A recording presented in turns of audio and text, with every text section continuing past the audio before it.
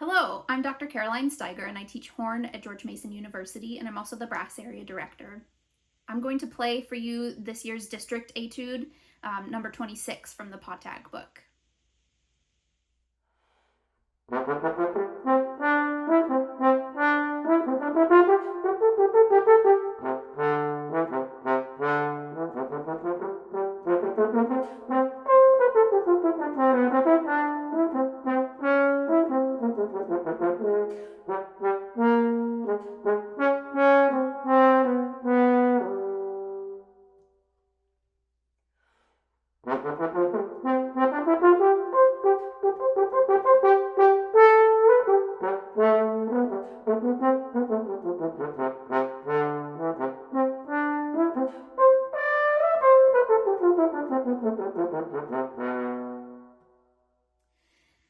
This etude is a great one to work on several different skills, working in the mid register and up into the high register at the top of the staff. Some of the difficulties that you're going to encounter would be the very first note. To have a good centered low G is a pretty challenging thing to do on the horn, so I would recommend that you practice that on its own. Practice some long tones on that G, practice some sforzandos, play it with air attacks. Also practice the F sharp and the A flat around it, and just know that that note is really secure.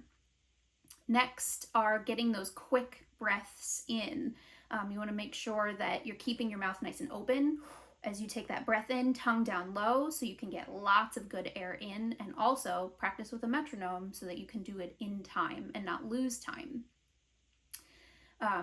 I think if you need to take a couple of extra quick breaths, trying to do it between the eighth notes is going to be your best call. That's when you're going to have the most time.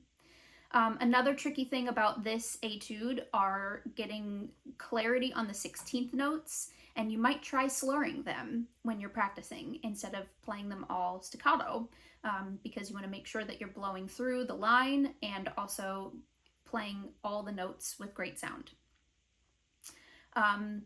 Another thing is getting a nice light buoyant staccato, and you might want to practice that separately, but the trick to that is really just keep your air moving through the line. Don't let your air stop on you on any one particular note, but just keep it moving.